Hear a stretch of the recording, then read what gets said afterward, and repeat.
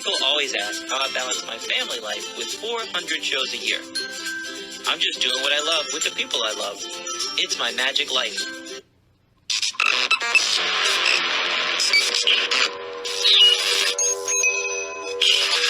I like Wes Iseli. I like everything about him. All right, guys, we are back. And this week we have a magician, ventriloquist. This is a guy, when I heard his name and he said he was coming on after me at a theater show this weekend, I'm like, wait, I know your name. He said, well, I had a couple viral videos, and he's kind of just blowing it off. I'm like, no, but I know your name. And we had to set up the show so quickly, Natalie. Right. Yeah. I couldn't even Google behind the curtain. Right. So I'm like, but I know the name. I come home, dude. I'm in Virginia. You're LA. Yes, I've seen your videos. Yes, they were viral. Yes, I've seen your videos. Yeah. Everybody, it's Andy Groves. What's up, buddy? How are you? I'm doing great. Thank you. It was great to meet you guys.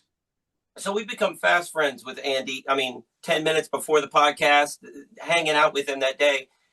I want to click with entertainers, man. I feel like I'm swimming in a world of normal people. When I hang out with an entertainer, tell me about it. Who do you know? What do you do? What do you? I love it. And it's never enough time, man. So we got an hour podcast. Let's get started. Great. Let's start with Arlington Draft House. Yeah. So the owner of that place, Pete, awesome dude. This company rented out the building and said they're going to have their Christmas party there. Do you know any good entertainers? And he recommended me. Dude, I can't thank him enough. We're 3 hours away, but yeah, we'll be there. And it was awesome. And then you were there and you got to perform that night. It's a great venue, great place. It reminds me of like a Vegas spot with the way it's situated with the food and the servers. It's a perfect setup. I mean, perfect setup for what we do. It's intimate enough. It's not a huge theater, so you can work with them. And I started in comedy clubs. So to me, to be able to work with the audience and pull, we used a lot of volunteers. You did too. And it's great. I love it. I'm going to have to go back in the spring or summertime because that was like the last show of a little run I had. And it was a Sunday night and it happened to be really cold that night. So we didn't get a huge crowd, but it was still a nice crowd. And they were into it too. I mean, you know how it is when you get a smaller crowd, but yet their energy was like, it seemed like the place was filled. It was so great.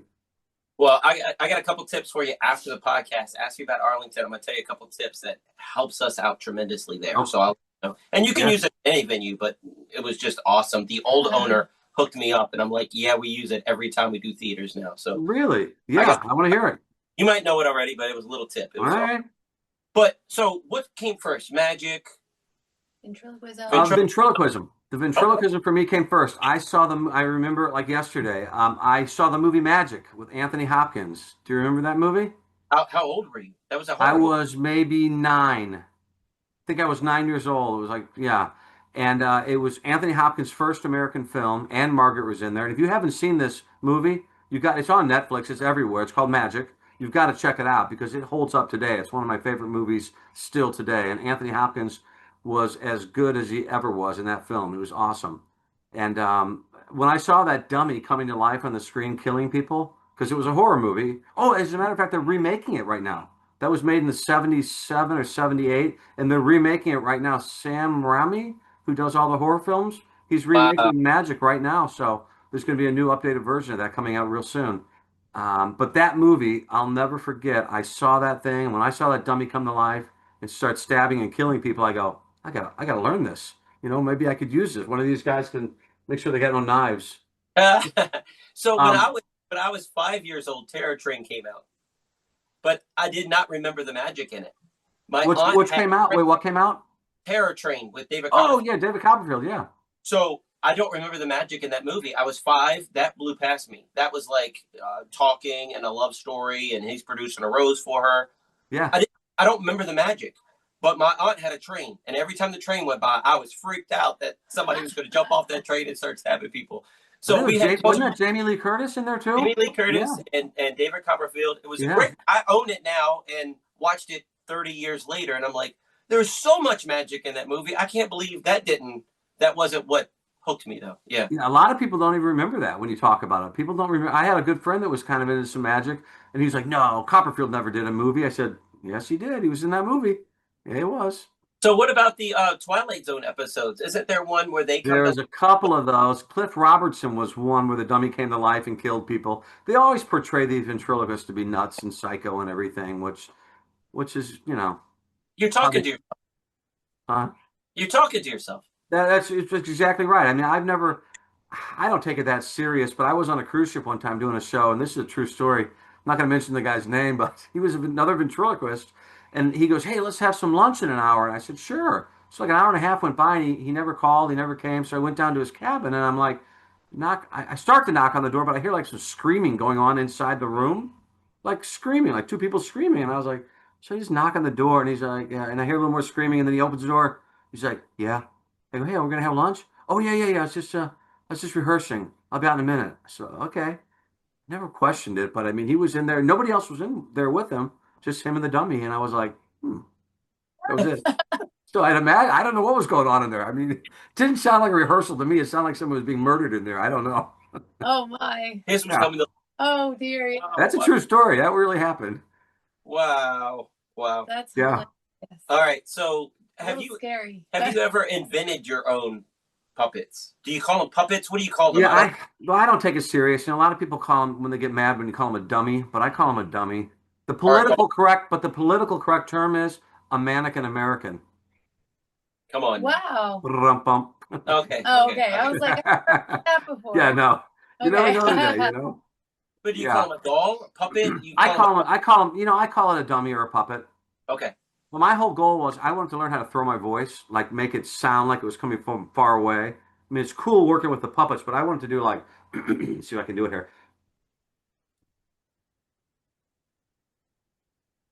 Can you hear that? No. Oh, you can't hear it. Hold on.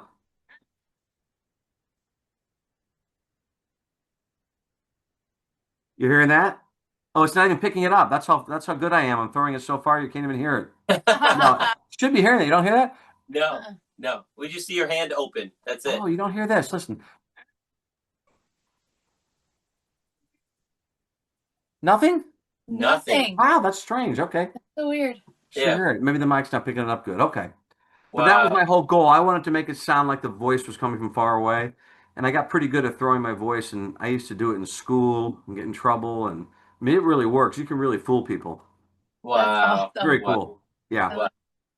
So I grew up watching comedy. I love comedy. Dad had the video store. I told you before we got on the air. So I'm watching, Saturday Night Live from Eddie Murphy and all the greats, the best of VHS tapes. Sure. And where am I going? Where am I going? But watching, I was going somewhere. I I don't was know. totally going somewhere, and I did Eddie Murphy. Then my brain went on a tangent. Oh, Oh, and watching Live at the Apollo and things like that, or the Improv. Yeah. That came Showtime at like 11:30 at night, and I would watch. I remember Jeff Dunham was a newbie, and my dad was going when I was 14. Yeah. I'm Yeah. 48 now. I'm Yeah. 48 now. He's been doing it a long time. Yeah. But that puppet is just as much a character. People go to see Peanut as they go to see Jeff. Absolutely. Do you have characters that you've created like that? Yeah, I do have a bunch. I mean, because I learned to make them and build them and stuff, and I have quite a few that I was using over the years. I mean, none that became as popular as Jeff's characters have become. I mean, he's a master. I mean, I don't know if you remember like Edgar Bergen and Charlie McCarthy. Remember Sure. that name? Candace Bergen was the daughter. She's a big actress, and he created such great characters, and that's what Jeff is so good at. I mean, he's incredible. He really is. I mean, the characters you remember them.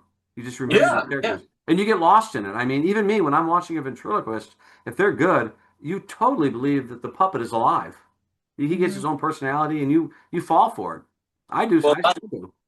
my little girl would watch Jeff Dunham, and which was crazy because now my kids are watching what I grew up watching, and I mean on repeat. And Yeah. she's like reciting the lines, and she knows Bubba, and she knows Ahmed, and she knows Yes. Peanut, and it's crazy.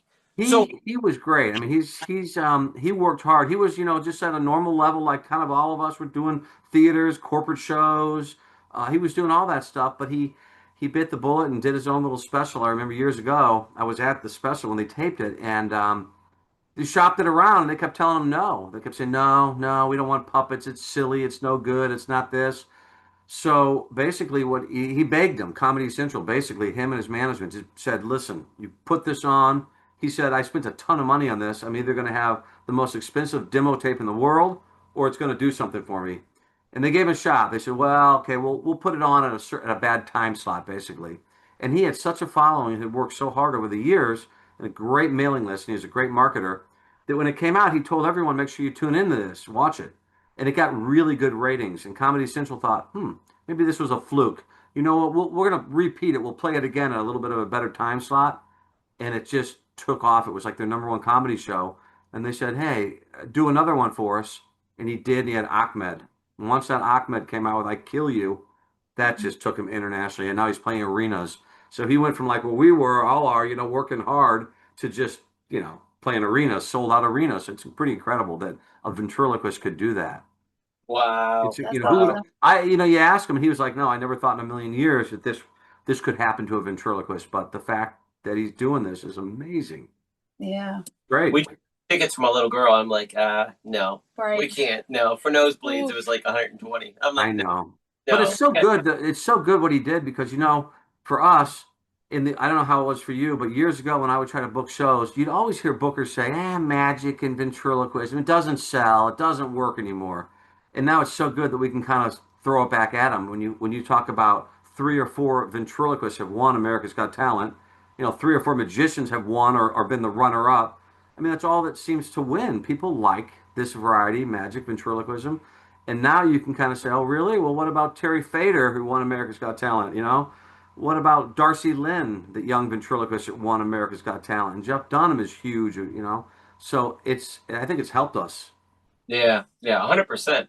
Well, the back end of America's Got Talent, though. And when it's Simon Cowell, and he wanted music. So it was Howard Stern that kind of pushed magic. He wanted a magician to win that year. And Howard did. Coincidentally, a magician won that year. Yeah. So it's, is it really America voting? It's behind the scenes stuff. Yeah. There's a lot of behind the scenes stuff there, too. I know. Yeah. I know. Yeah. So what puppets have you created? I've got a few that I've created. I don't have it in here right now, but I had one that was a lot of fun. We'll just turn that off.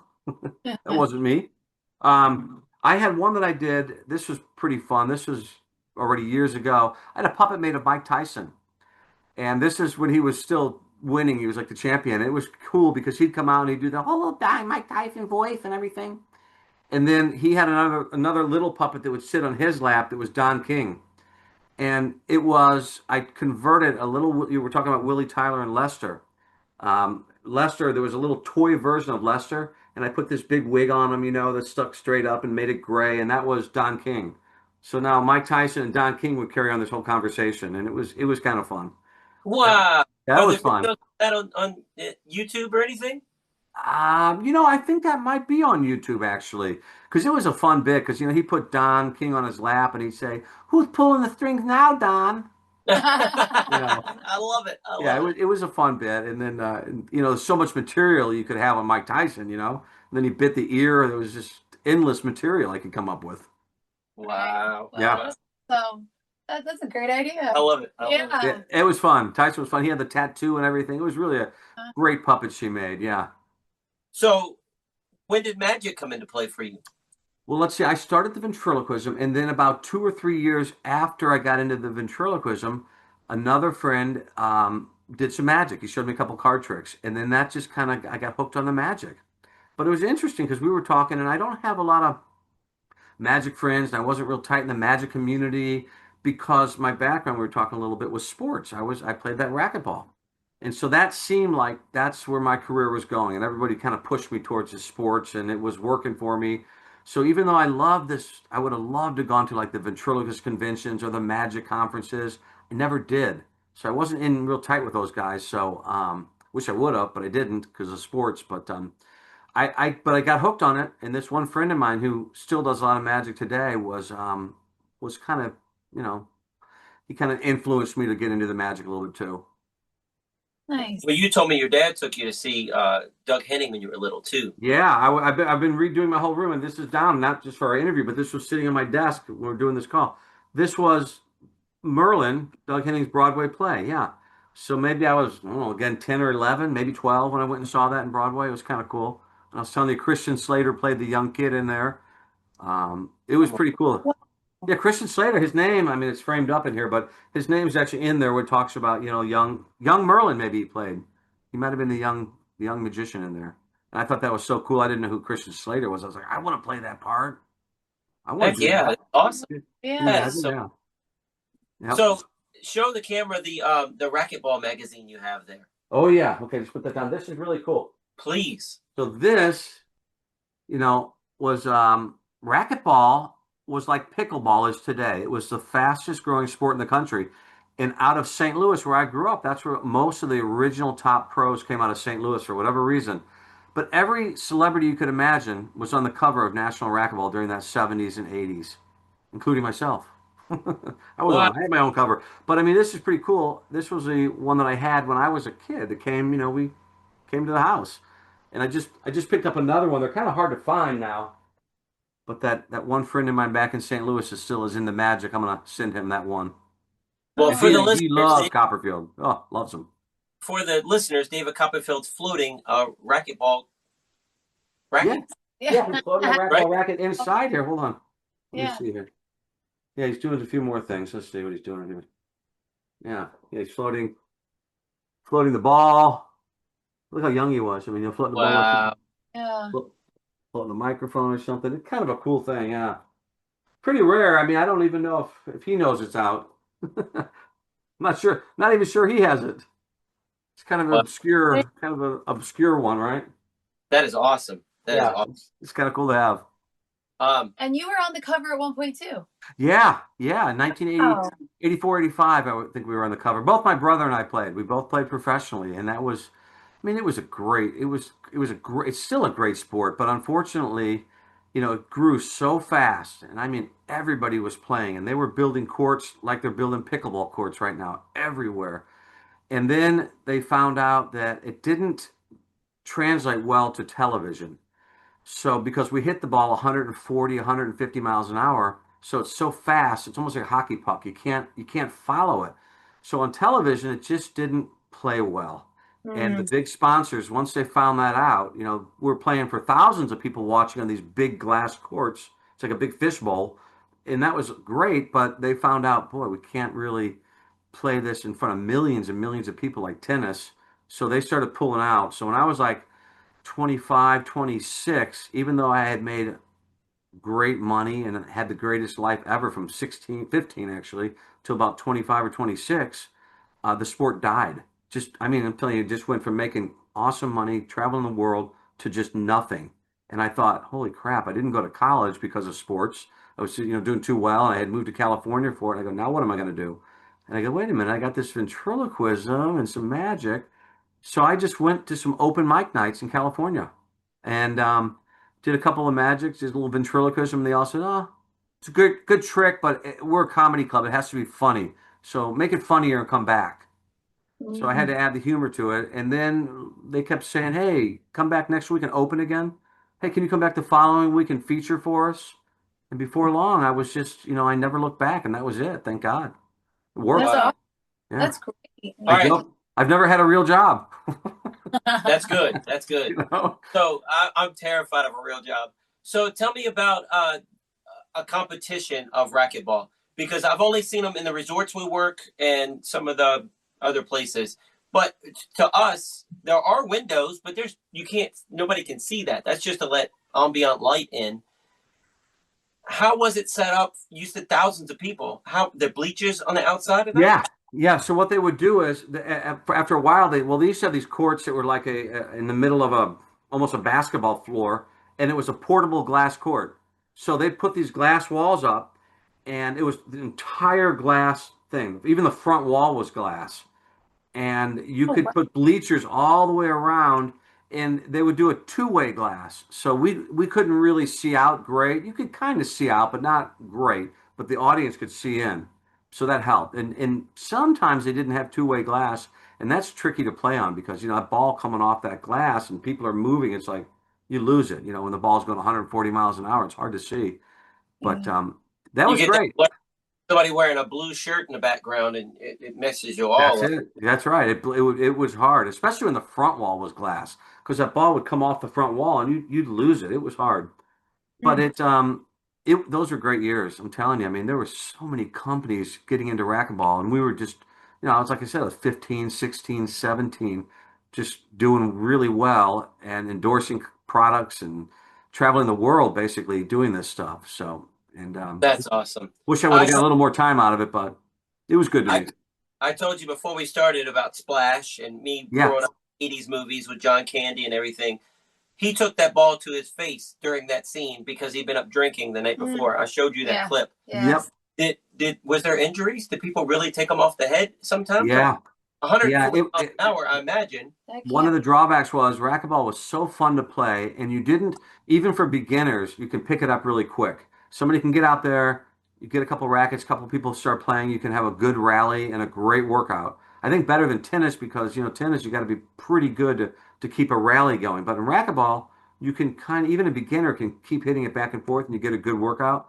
But the number one injury of any sport was racquetball for eye injuries. Because if you Mm. got hit in the eye with that racquetball, you were done. So we would wear eye guards, and it was good. They ended up paying us to wear them, so that helped too. You get the endorsement of wearing this eye guard, and you have the strap with their name on there, and they pay you to wear it. But we would wear it anyway because I saw a few eye injuries over the years, and it was not pretty to see. I bet. We had racquetball courts at college, and Uh-huh. me and some of my sweet mates, we'd go. We had so much fun. We'd hit the ball, and boy, they did not. They let you have rackets and balls. They didn't give you eyewear.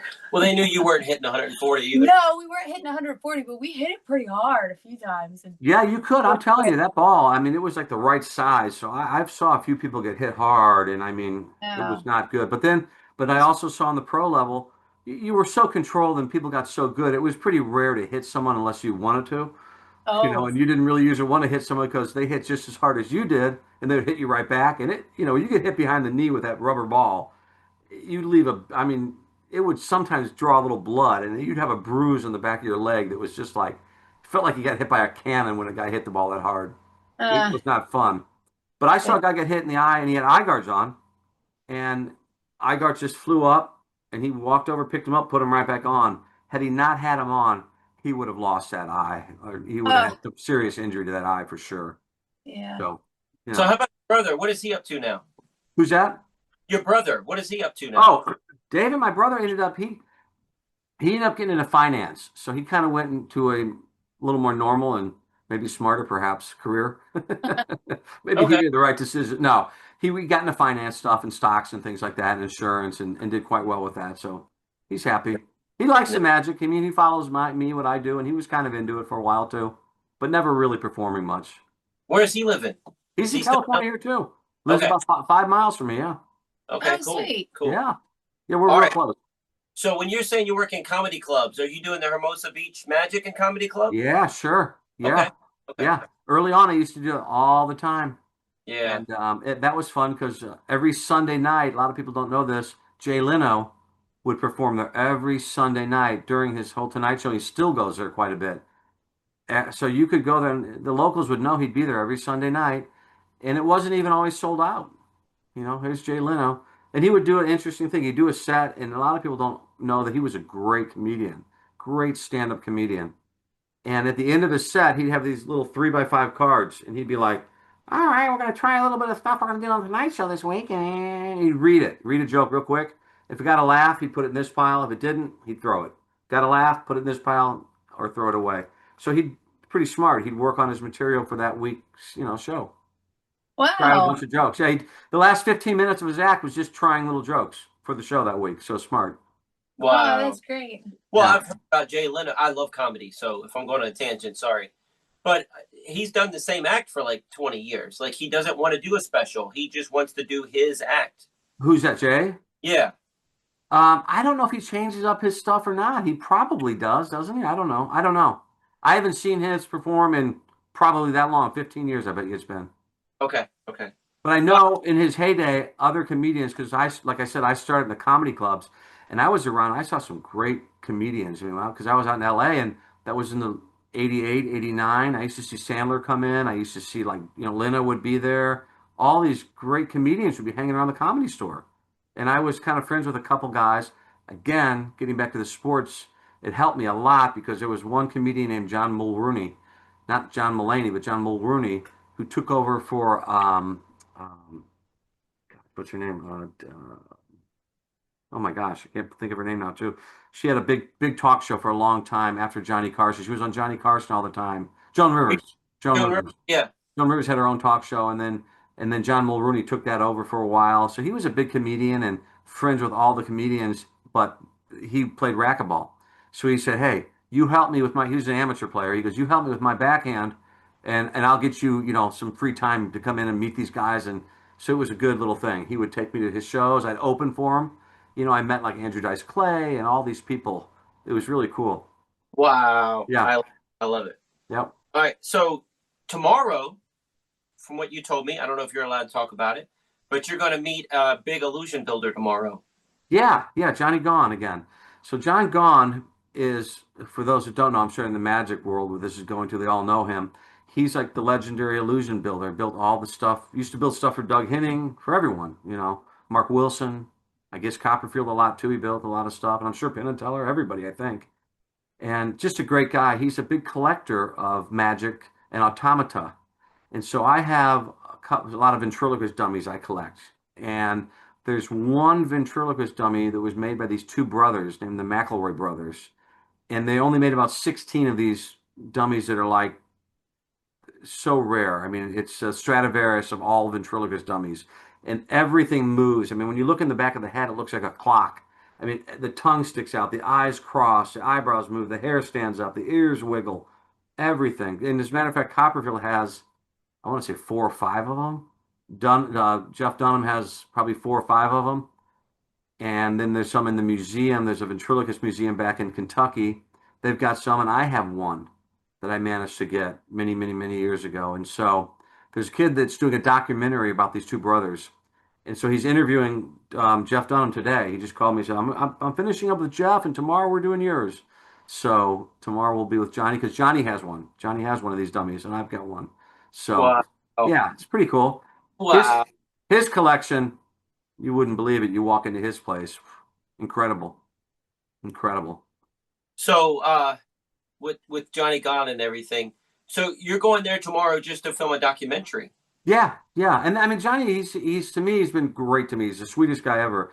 I love him. So he's been very nice to me. And like I said, I don't know that many guys in magic because I was never really into it until later on in life. But he's one of the guys that have always been just great to me.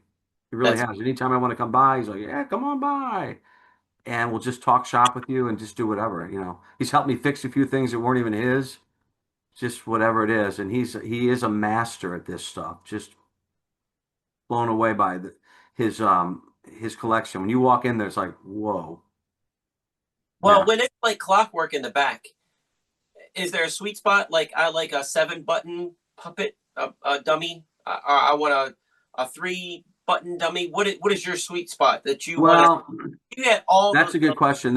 They say that, again, the most famous ventriloquist of all was that Edgar Bergen, Charlie McCarthy, and now Jeff Dunham. And if you look at Peanut doesn't have anything but a mouth that moves. It's just a soft puppet. And even his Walter, the old man, Right. the old grumpy old man, just the mouth moves. So most ventriloquists will argue with you if you're really good, if you're good enough and you're great at that manipulation and making it come to life, you don't need anything but the mouth to move in the head. But some people like to have all the intricate movements, the eyebrows moving, the eyelids close and wink, and eyes move in all directions. It's probably more gadgety than you really do need. If you're Right. really funny, you could make your hand funny. You could, you know what I mean? You could Yeah. make anything talk. If you're really funny and you got a good act and a good character. But from a collector's point of view, it's just so cool to look in there and see all these mechanics. It's Off the props. Yeah. I'm with that. Yeah. Well, that's the way our brains kind of think, right? We just love that stuff. It's like, oh, look at that. Yeah. I don't use it. I don't use it on stage because it's made of plastic wood back in the old days. I think it was made in the late 30s. So if you were to drop it, it would probably shatter like a light bulb. So I don't ever mess with it. Mine's all original. Paint, everything. It's pretty neat. You're only seeing a third of the room, right? Yeah. Yeah. Yeah. And this wall opens up to another storage area with more stuff back there. I don't use any of this stuff, but my Right. friends come over. This is the stuff we play with, and I take it off the shelf and Yeah. play. I get it. The RV and the trailer, right? Yeah. I Yeah. get it. And she loves it too, right? You love it too, right? I do. I See, do. my wife is so supportive of it, and she helps me find dummies. She probably is better at finding them than I am. We go to antique shops and search everywhere. In the old days, before the internet, we'd be going and looking and searching, and she loved it. She was Oh, really into it. awesome. We have one room too called the dummy room. It's just Oh, all dummies in there. that's Kind of great. fun. He Does told me she do ventriloquism, or she just likes helping you? Just pretty much helps me. You Yeah. know, yeah, but she is very supportive and really into it, which is lucky. Because I'm sometimes like, do we need to buy another one? She goes, it's awfully rare. I think you should. I'm like, okay, okay, we'll get it. You know, God bless you. God bless you. My wife yeah, was like, she's great with it. "We'll use it one day, honey." You really? You bought that? But now we're getting, you start to get up there and you do one day. I mean, I'm starting to look around now, going, what am I going to do with all this stuff? You do think that. I'm starting to think like that now. Boy, what am I going to, my kids going to want all this? They love it too, but not, I don't know if they'd want all this stuff. I don't know. Got to think about But that too at one point. that's what I tell my daughter. When I'm dead, this is yours. You know? Yeah, right. Like, Oh, gee, thanks. That's what she says, and she rolls her eyes. She's Yeah. 14. It's hard roll. Yeah. She said, "Yeah, thanks." Yeah, we had That would be a goal. One day I'd like to maybe, open a small comedy club. Just a smaller one, but at least that way I can showcase all the dummies and all this, the whole collection of stuff, and other ventriloquists, other magicians who want to come down and check this stuff out. It would be so fun. Like you said, just sitting around talking to people that are like-minded is the best. So if I could have just a small club in some little touristy town maybe, and wouldn't have to work it all the time myself, have other performers come and show off all the stuff you got, might be kind of fun eventually. That's awesome. That'd be a Yeah. great goal. Yeah. Yeah. Yeah.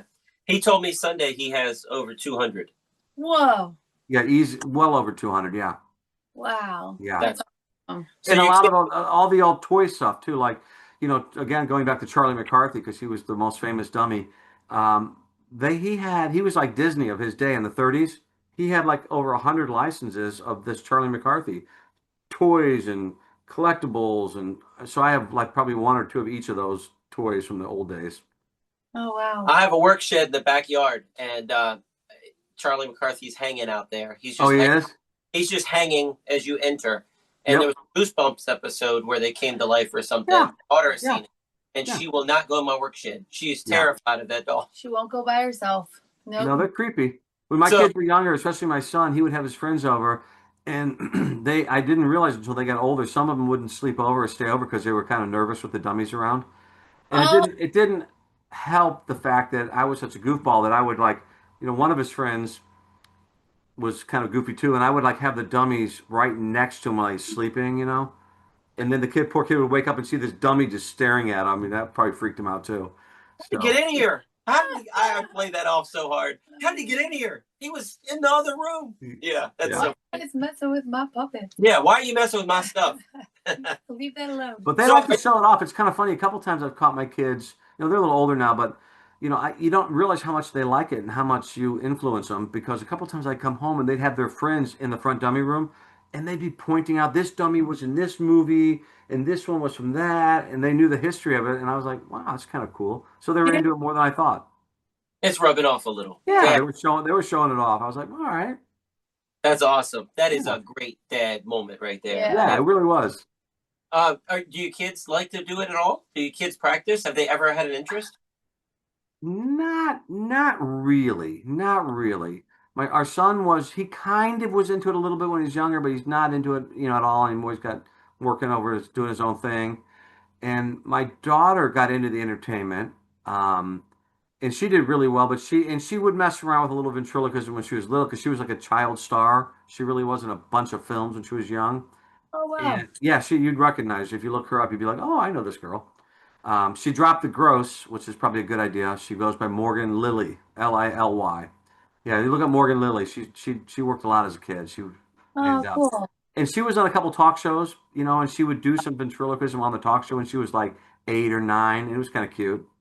Oh, But now that she's older, she's still in the entertainment, but she doesn't really. None of them really do it, Yeah. yeah. Wow. but they Wow. like it. But they like it. Well, what about on your clip? I'm watching your reel this morning, and it looked like a Halloween episode of Ellen. I mean, I'm getting it confused. Helen. Oh, Ellen, yeah. Yeah. How did that go? How was that? She was great to me. I mean, apparently she got some bad rap here in the end of her career, Yeah. but to me, she was nice.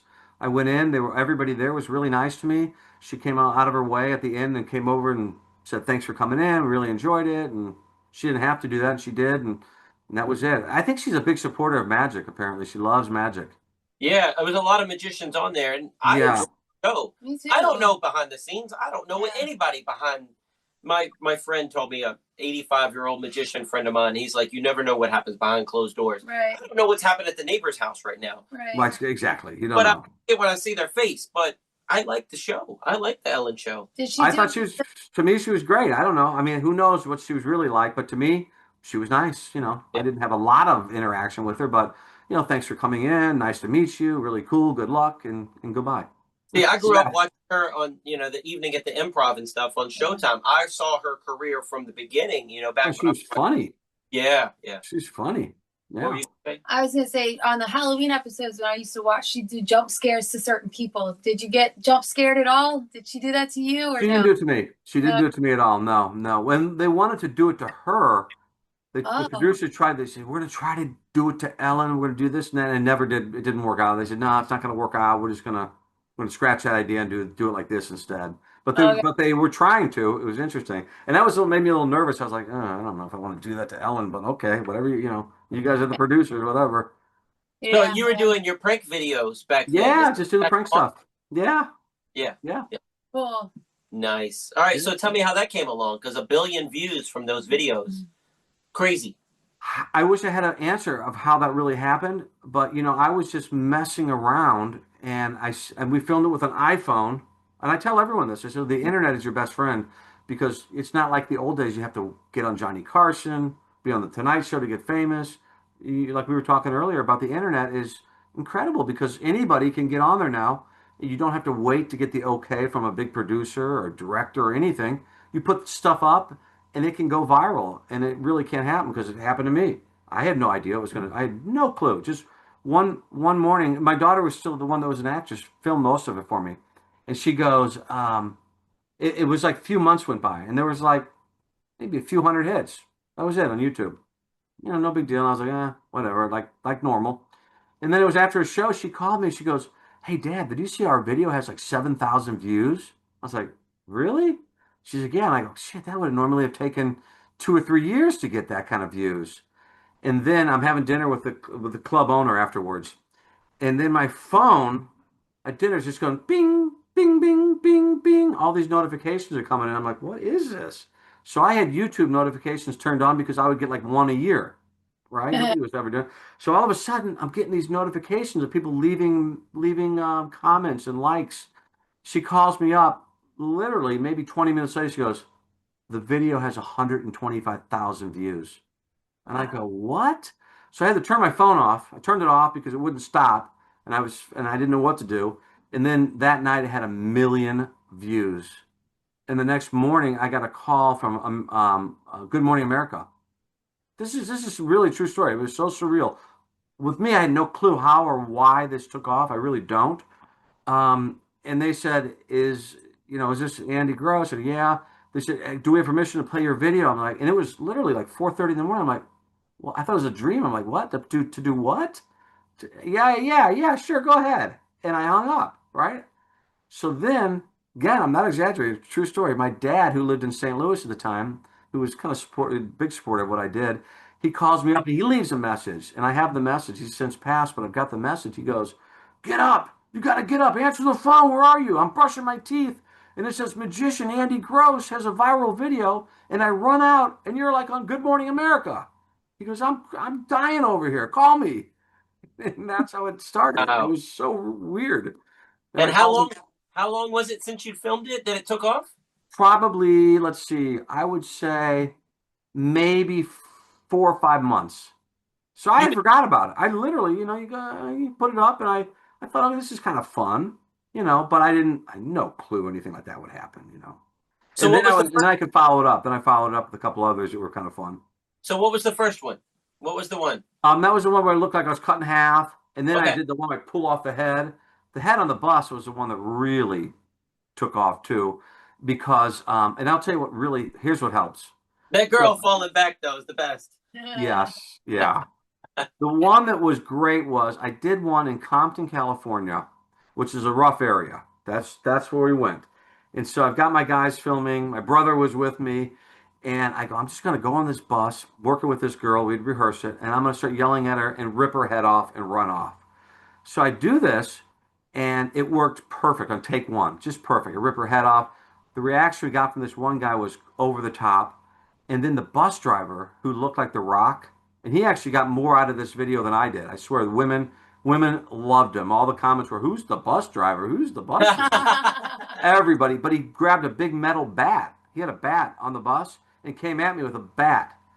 So then my guys come running out and they go, no, no, no, it's just a YouTube video, just a prank. And I just want to give you an idea of how Los Angeles is. So he goes, this is in Compton, California, the bus driver. He goes, oh, this is a video. Listen, I'm an actor. Let's do it again. I think I can do it better. So, everybody in LA is an actor, right? So I go, Right. no, you don't get it. That's as good as we're ever going to get because it was so real. Right. It was so raw Yeah. and so real. I'm showing That, that yeah. right now. No, it was crazy. So he walks on the bus. Are you banging on the bus door? Yeah, I was banging on the bus door. Yeah, the guy's like, who's this banging on the door? Watch that person in front of him though. Yeah, the guy in What? front. She freaks out. Because he didn't notice what was going on. He had no clue. And then he turned around and saw a headless person behind him. So that one, I think probably. Oh, and here's what I'm going to say is this is what really helps too. So when that video took off, Snoop Dogg shared it. Oh, So when Snoop wow. Dogg shared it, then Britney Spears shared it, then Ashton Kutcher shared it. So now it just blows up. When some Wow. celebrities get wind of these and they like them and they share them, forget it. It That's does. just That's Wow. that's on great. another level. So that's what got to, and to this day, it's mind blowing that there's a billion views because this is another thing too. Some people, and I didn't know in the beginning, a lot of people would take the videos and they'd take it and they'd play it and they'd get 10, 12, 15 million views with it on YouTube. And I'd get nothing out of it. And I remember a guy told me, an attorney that did all this stuff. He goes, you don't want to take it down because there's no guarantee you'd have got those 10 or 15 million views. And your name's out there. You couldn't have paid, it cost you thousands and thousands of dollars to pay for that advertising. So let it go.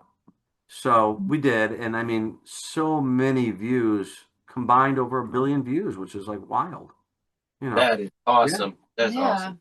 Yeah. So, when was the last time you did a video? You just. Well, that's the other thing too. I should be doing more. It's like these young guys that they do them two, three, four videos a day is what their secret is. They don't ever stop. And I started trying to do more. I had a guy that helps me a lot with the videos, and he's younger, and he's always yelling at me, "You got to do more of these, even if they're small. You got to do more videos, more videos. You got to keep it coming," because it really does help. Because where people don't know my name, I'm touring around, and they go, "Oh yeah, I've seen this guy. I've seen that video. This dude. Oh, let's go check him out." And we might get a couple hundred people to come to the show just because they go, "Oh, I've seen that video. Yeah." You probably get it now with Fool Us, right? I Dude, would think. yeah, yeah. I And would I know what think. it's like about getting the notifications. When I was on Full Us, my phone was literally hot from notifications of people. Right? I mean, it got hot. I couldn't hold it. It was so hot. It was crazy. I mean, But you love it. I love it. I mean, now it's, of course, it's cooled down, but I still get a lot. And my wife and kids were at dinner, I'm always checking them. They're like, would you just put the phone down and stop checking every message? I'm like, no, this guy says I'm a genius. No, look at which is awesome. Which is this. awesome. That's great. So let me think. Let me think. I had something else here. I knew your name. And as soon as I went to your website and that video was there, I clicked it. In the first tenth of a second, I'm like, yes, Yeah, that's where I know it from. I mean, it yeah, was that. yeah. People do know him, thankfully. And I'm thankful that it worked like that. It's great. You know, Awesome. yeah. Awesome. So I tell everyone, young, old, whatever, I said, just do videos because, why? Why not? Why not? people wait for it to be the perfect video and wait for the perfect everything, and there's no thing is perfect. You can't. Especially like a little YouTube video or something. It's not a television special. Yeah. Maybe you want to edit that more, but this is YouTube. You can Yeah. let it go. And I have a show came out of it.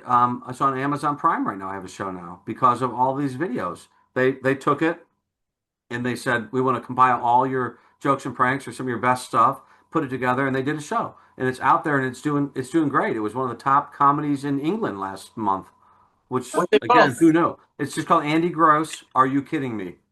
So the name of the show is Are You Kidding Me? And it Which just is came from also the because, name of your tour. huh? Which is also the name of your tour. Yeah, exactly. Yeah, because it really, that's exactly what happened. So people would always say, Are you kidding me? And I go, Hey, that's the name, that's it. That's what we're gonna call it. Are you kidding me? And they liked it and they said, Okay, great. And so it's out there. It's doing really well for a small, independent thing that was out. It's doing really good. So can't That's complain awesome. there either. Yeah. Like to do more. So you're backstage saying, ventriloquism magic. I do a lot of it, but you kind of poo-pooed your magic.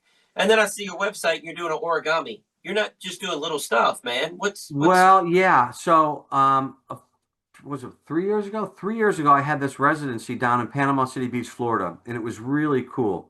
So I do have some illusions from the old days. I had a compressed by Daniel Summers, an origami, a couple other my a levitation, what's the levitation I had? Oh boy, drawing a blank too, but I'll think of it in a minute. But a great levitation too I had, and I did those because they wanted some bigger illusions, so I did do those. That's not my main thing. I do like them. I love the illusions, but where do you do them? I mean, it's hard, and it's hard. It's hard to well travel, right? we have the RV and the trailer, but our thing is Arlington Draft House. We're limited to what we can get through that back door, and then get it around the stage. I mean, it is 3/4 the size of a regular doorway entrance when you're going backstage. Right. Yeah. It is small. It's hard, and I had those illusions, and I did do them at some of the shows for a while, and I liked it, and I love them. I mean, I love the illusions, but it got to the point where like, okay, I can almost make the same money doing the same thing, carrying all in one briefcase too. So getting older, carrying and lugging all that without having a lot of help. Right. I had a trailer like that for a little while too. And do you know Kevin Spencer? Does he live? Of course, we've had him on the podcast. Oh, have you? Okay. Yeah. So I used to see him around. He was another guy that would be at some of these conferences. I'd see him, and he was like, and I didn't know if he was trying to discourage me or not because he's the nicest guy ever, and I didn't really know him. And he's like, "Why do you want to do those big illusions? I mean, you really want to carry all that stuff?" And I'm thinking maybe he just doesn't want someone else doing them. But he was serious. He was right. Yeah. To a point, it's hard. It's hard. It's a lot of work. Well, when I worked at the magic shop in the early 90s, it was people saying, I like mentalism because I just show up to a show with a briefcase and I have my whole show. And I'm like, man, you're lazy. The illusions are the cool stuff. But as For I sure, get older, no doubt. you can kill with mentalism act. Well, our friend in not Cocoa Beach, in Cancun, Dave McGee, he does an hour-and-a-half show for 5,000 people at a tourist exclusive resort. He shows up with a briefcase. Yeah, yeah. I mean, I used to envy comedians because I worked with all these comedians. They would come on 1 minute before their name was called. They'd walk into the showroom, and they were gone immediately. They're eating dinner. I'm still cleaning cards off the ground, and you know how it is. Yeah. So it's like you got to get there in 2, 3, 4 hours early to set up and do everything. These guys would walk on and walk off. I was like, damn. But it's what we do. On Sunday, we told them we wanted to get there at what, 2:30? We said we wanted to get there at 1:30, and because we were going to start their show at 3:30. They didn't tell us that somebody else had the theater rented until 2:30. And so our setup time got cut in half, which was fine because we were parked right behind. They saved us parking right at the entrance. Right. So it was fine, and we've been there before, so we knew the layout and we knew. That's funny because he told me the same thing. He said, come in around 4 o'clock, you were the setup. And that's why I got there kind of early too, but it was, later. I was lucky enough you guys didn't care. I just set up on the pole over there. So I was ready to just roll it on when you left. So I just don't, like I said, I didn't want to touch your props or move anything. Yeah. No, I know. Get by you with this illusion. I don't want to touch anything. Can you come here? I set it up. It was funny after you guys left, I set it up And then all the kids ran up on stage, and I was like, "Oh no!" And they're pulling the balloons and stuff off my stuff. I'm like, "Oh no! Oh no!" I had to go Oh, up there and kind of just stand there, you know. Yeah. So yeah. we have that with my. I just did an episode of my wife was in the hospital for 45 days a couple years ago, and I just did Ooh, a podcast like recap of that. Uh-huh. And I brought my daughter was the only thing I brought to the show during that time she was in the hospital. yeah, Why do you even bring in your daughter? She's going through stress too, so she can do that, so she can watch my equipment when I'm going out and getting more stuff. Because we yeah, 183 shows June through August, and she's laid up in the hospital. We left the babies at home back then because they were just little things. yeah. Yeah, For it's that part, yeah, well, I but wasn't. I have her. She used to really take it serious when she was a little girl. She would march up and down the stage and really, your security, honey. And she You crossed. got to. I mean, because some people don't realize, especially kids don't realize at all what they're doing. But I mean, even some adults, I mean, in comedy clubs will mess with your stuff. I'm like, hey, you know, because we know how if one thing's out of place and you go to reach for it and it's not there, you're like, what happened? You know? Right. Or shuffle a I've had stack a whole of cards. box. I had a guy one time knock the whole box over. I come on stage, my stuff is everywhere. I was like, oh. So I'm doing the rest of the show, picking stuff, rummaging through to find cards and different things. I was like, gotta be kidding. Yeah, Yeah. yeah. People don't understand, man, and that's something I've tried to teach my kids as well. You know, it looks like a deck of cards, but it might be produce a dove or produce a brick. It looks like a deck of cards. That's what it's supposed to do. Don't Yeah. touch another magician's props. Don't Right. You touch. don't. You know, one of the strangest ones. And I don't know why I'm telling this story, but it was really weird. I was doing a spike trick, right? Oh I don't give secrets away, but I guess it's just magicians anyway. So, no, it's magicians and laymen, so be careful. Go oh, is ahead. it okay? So, all right. Well, this won't give it away. So, I'm set up at the comedy club. Everything's set. The spikes are in place. Everything's there. I come back, and I go up just to double check before the audience comes in, and I go, the spike is missing. Someone took the spike out of the wood base. I'm like, where the hell? Where's the spike? So I go up and I tell the manager, I said, hey, listen, were some of your employees up here? No, they were in here, but they wouldn't mess with your stuff. I go, no, someone took the spike. And he goes, nobody would take the spike. So I'm getting really hot. I'm getting mad. I'm like, somebody came in here and took the damn spike, and I got to do the show. And I'm bitching and screaming. And I look up, and there was a projector, a screen that would come down automatically and go up. Well, it Oh had been no. down and it was metal, and I guess it was a magnet there or something, and it sucked it up. So when they lifted it up, the spike went up with it. So Oh I'm my. bitching at everybody in this place. He's yelling at his help. Who was back there messing with his stuff? And they're like, we didn't touch anything. You know, he's yelling at the dishwashers. He's yelling at everyone. And there I see Wow. the spike up there. I'm like, oh shit. You know, Ah, but it was just a guy. It was just a weird one. I don't know why I That's yeah, thought of that's that. crazy. hilarious. That's crazy. It Yeah, just it was. I was pierced it. pissed. Yeah. Yeah. No, Yeah. it was magnetic. You Right. said. Yeah. Yeah. Wow. That's Wow. great. All right. I don't know if you can tell the story, but you told me a story about a puppet in Copperfield. Are you allowed to tell that story on the air? I can't remember what it was. You sold him one. I Oh, I just did. Yeah, there was one. There was a puppet that was. It was a very cool puppet. Lon Chaney, who was a silent film actor, in the 30s, and this I think it was the 30s is when they did the film. It was called The Unholy Three. I think I told you it was Dead Silence, which was wrong when I was telling you. It's called The Unholy Three. If you look it up, it was a silent film. There was Lon Chaney and then his son, Lon Chaney Jr., and they were the silent film actors, famous guys. And Universal Studio Monster. yeah, right.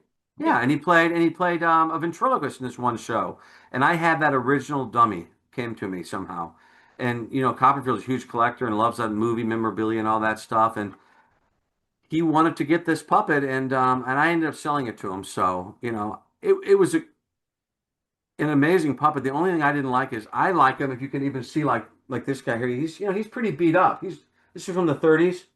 And I don't like to ever restore them. This one's also from like the late 30s.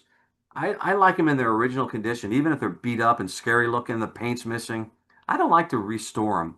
But this particular dummy had been completely restored, so it looked brand new to me, even though Mhm. it was from the late 20s. It was made in the late 20s. And I thought, I don't know. And he wanted it. And I usually don't sell stuff, but we did sell it to him. And then he did a really smart thing. He took it and sent it to someone else. It's a great guy that restores dummies, but he restored it back to its original condition. He made it look old instead of making it look new. Well, He sanded it all the new paint off and all the new wig and made it look like it was from the 20s. I mean, he made it look old again. And I was like, smart idea. I probably would have kept it had I thought of that. But maybe that's why he's a billionaire magician. I don't know. So over your right shoulder, what is that monkey-looking thing back there? Is that a monkey? Oh, this is really cool. See again, not a ventriloquist puppet, but you'll like this. Let me do this. Hold on. I wish my office was set up the way it should be. We had a flood in the house not too long ago. Oh Oh, no, wow. God, L.A. yeah. Well, it was from upstairs. We had a pipe burst upstairs. Oh wow. And I was getting ready to go to a show, and we opened up the door, and it looked like the Titanic. And I'm screaming. My wife is screaming. I go, I gotta leave. I gotta go to the show. So she had to handle the whole thing by herself. But thank God it was on the other side of the house where the collection was. But still, they had to redo all the walls, the floors. I mean, they did a great job for us. Thankfully, it worked out. But and none of the dummies were hurt. But it's still a mess in here. But let me show you this. This is kind of cool. You like this? Turn it on for a second. Hold on. I just think it's cool. It's nothing with magic or ventriloquism, but I just like this. Let me see if it'll work. Hold on one second.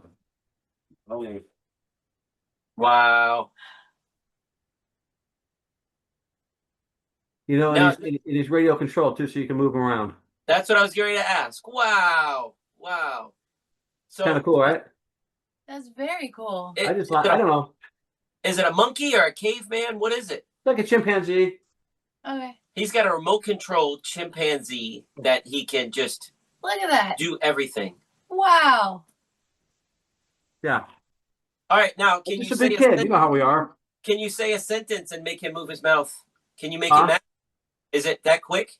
Can you say a sentence like a ventriloquist and Oh, make I him? probably couldn't with this one. No, No, okay. no, that would be because when you're doing it, you want to make sure. Like, if I was going to use this guy, you have a little lever in there. Let's see if he's even set up. I don't even know. Oh gosh. This one looks like a sailor. Yeah, that was a real popular theme in the old days with ventriloquists. Oh, he had a little eyeball move. Let me see. He's got an eyeball movement. Yeah, he does. Let's see. I'll take it off. You can see this thing was old. I mean, but this was made. Hang on, we're having all kind of problems here. This was made by the same guy that made a lot of the old famous ventriloquist dummies. Made Charlie McCarthy. Wow. A guy named Frank Marshall. So normally, let's see. I guess it's not hooked up. Where's the mouth? Gosh, hold on. Oh, that's the winker.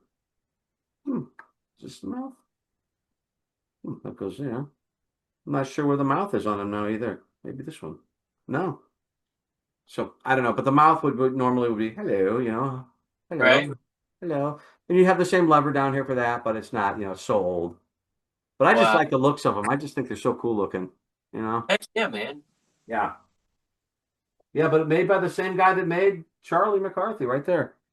Wow. Yeah. That's cool, man. Yeah, So- the old ones. Have you ever done the Magic Castle? I did do the Magic Castle, but that was long time ago. Long time ago. And it was fun. I haven't done it in many, many, many years. I kind of feel bad. After COVID, I didn't even rejoin. I don't know why. I should because it's an awesome place. And when I turned 21, that was the first thing I did. I was living in LA. The day I turned 21, I went and joined. And it was a little intimidating too because I had to go down there and you get I remember it was like 5 or 6 guys took us down in that basement there. These old guys, and they're like, "All right, go ahead, show us stuff." And I had to do some stuff. And luckily, I had a great pass I used to do, card pass I could do really good. And Right. that alone, they were like, "All right, all right." And then I threw my voice. I did that, and they're like, "Good enough, thank you, you're in." Wow. But yeah, and I think they asked me too. They asked me to name. Yeah, they did. They asked me to name 5 magic stores around the country. And I was like, Lieutenants, and I was naming all these magic shops I remember. It was different then because, there was no internet. There was nothing. Yeah, name 5 now. That's hard to do. Well, you couldn't now, right? I don't know if they exist. Right. Yeah. No. Brick and mortars are gone, man. Golly. So, have you performed at the castle? You remember, but did you perform anything? I did perform there. That was probably in 92, 93 I performed there. And that was it. I never really went back again. I mean, they liked it. Everything was good. It was fun. But I don't know. Like I said, I was never real tight in the magic community. I think because I was always kind of doing the sports thing. So I only had maybe 2 or 3 guys that I even knew in the magic community at all. I wish I would have been a little tighter with those guys, but just wasn't. And they got people beating their doors down every day. Please, can you I have know. can you have me? And if you don't ask, they're not gonna bug you. No, you Yeah. got to really push. Yeah, yeah. Yeah. And I remember my act at the time was a little different. It was like, they really back then especially they really wanted the classic magic come on a tuxedo and the ruffled and you're pulling flowers out. They run it classic magic. And mine I'm throwing my voice, doing some different stuff, and they were kind of like, all right. They weren't really sure what to think, but it was early on in my career too, so it was Wow. fun. And they were nice. They're nice to me, and they've always been great, but The deck of cards is telling me what card you picked, and you can hear it on the microphone telling you what card. Yeah. I mean, amazing stuff you could do with that, man. Yeah. Yeah. love it. Love the ventriloquism to me has been the most fun of anything. There's a video that I have out now. You should watch it if you haven't seen it. It was I had a taxi driver. We filmed this just for that Amazon special. I go, this should be great if I could get a taxi driver to come and I pretend like I put a dead body in the back of his trunk. It was a body bag. I bought a body bag off of Amazon and I stuffed it with pillows and stuff and I pretend like it was heavy. And this guy fell for it perfect. And I even had a hidden camera, a little GoPro I put in my backpack that I walked out and put it in the back seat of the car. And then I had a little small camera that was like a pin that you write with. And I said, "Hey, do you mind opening the trunk?" And when he got out to open the trunk, I put that camera up on his dashboard. So now we had him, had another camera in the back, and I had two guys across the street with cameras, long cameras. And I was throwing my voice, and this poor guy, he fell for it because we could hear him talking. Like I'm carrying this body, I'm dragging it outside the front of the house, and this guy's like, "What is this guy doing? What's going on here?" And then I put that in the back of the trunk, and then I start throwing my voice. Guy fell for it. I mean, he made me get out, and then he thought, "You'll watch it. It's kind of fun." Then at the end of the bit, I told him it was me. I pull out the dummy. He goes, "What's in the bag? Show me what's in that bag." He thought maybe there was someone in there. I don't know. And I open up and pull out a dummy. And he's laughing and laughing. And then he goes, "You're Jeff Dunham." He thought I was Jeff Dunham then. And he took a picture. Wow. He goes, "Can I take a picture with you?" And it ends on that. It goes, "Shh," we take a picture and that's it. That's how it ends. It was great. He thinks I you're got good. lucky with that one too because couldn't have got a better reaction. It was not set up. It was not. And people go, "Oh, because sometimes I'll put it up and I won't show how we put the cameras in because it's too long that way." Everyone's like, "Oh, there just happens to be a camera in the front, huh?" But if you watch the whole thing, when he gets out, I placed it up there. You'll see me put it up there. Worked. Wow. He was a Wow. good That's sport. awesome. He was a real good sport too. I liked him. So on your website, it has your schedule for Are You Kidding Me? Is that right? Are you Yeah. kidding? Yeah, that's pretty much what I call it right now. Yeah. So that's all like through next year. So Yeah.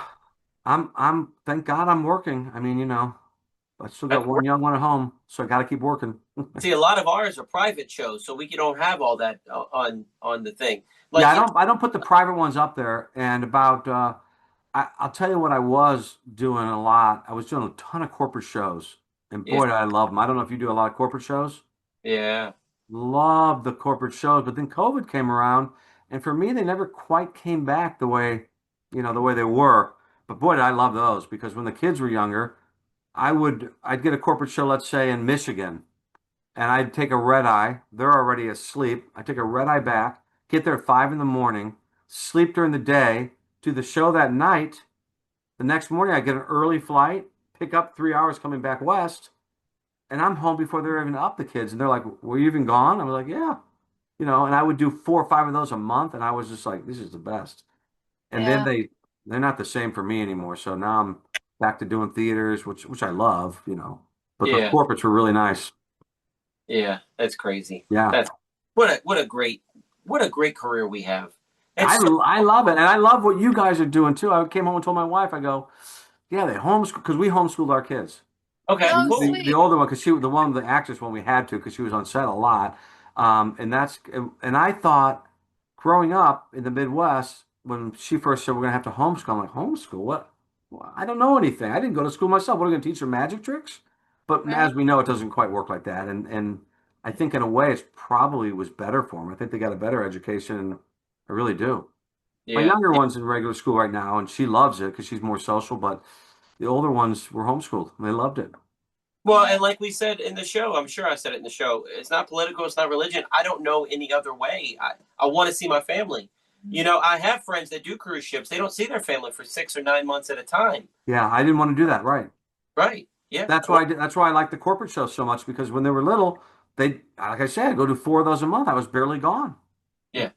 By the time you take a late flight out and get home early the next day, they didn't even know. I wasn't like I was on the road 300 days out of the year, and I was doing pretty good, making good money on those corporate shows. But now it doesn't matter as much because they don't, they're older and they don't really care about me. I mean, they care about me. They don't care about seeing me every day. It's like, oh, okay. Dude, this hour has flown by. Thank you so much. Wait, did this is great. AndyGrossLive.com. Check out his tour dates. He's all over. It looks like you're all over America. They really are, yeah. Yeah, that's awesome. Yeah, well, this is good. AndyGrossLive.com. Check him out. The Amazon show, Andy Gross. Are you kidding me? I'm going to be checking that out tonight. It was fun. It's fun. You'll like it. Let me know what you think. Yeah, it's fun. I can't wait to see it. Thank you. Yeah, thank you. Congratulations to you too on all your success because, like I said, I saw you on Penn and Teller Fool Us, and I thought, that's cool. That's really cool. Yeah, I told him I fooled Penn and Teller. He said, you're the guy with the flip? I was like, that's me. I knew it. Yeah. I said, wait a second. Yeah, that's great. And they use it, right? You're saying they use it in their show now? Yeah. Cool, well, their show varies so much, but it's in their rotation. Yeah. Just the fact that you fooled them, number one, and number two, that they use it at all is amazing. That's awesome. Even better than all of that is that I've become friends with them, and that is priceless to me. That is, I don't know them. I don't know them other than hello. I've met them a couple times, just whatever in passing, but they wouldn't know, I don't think, who I really am. I maybe know the name, but I don't really know them. But they seem like great guys. Everybody's always had great things to say about them that I've ever heard. So. Yeah. Don't meet your idols, but not in their case. Yeah, they're great people. Yeah. Are they? That's great. Yeah. AndyGrossLive.com. Andy Gross, are you kidding me? On Amazon right now. Go check it out. Andy, thank you so much, man. Thank you, guys. I appreciate it. It was great meeting you and talking. We'll stay in touch. All right. Please. Only thing left to say is see you next week. Bye-bye, guys. Check us out online at wesisley.com and patreon.com/Wes_Isley for behind-the-scenes videos, blooper videos, never-before-seen footage, discounts on merchandise, magic trick tutorials, and more.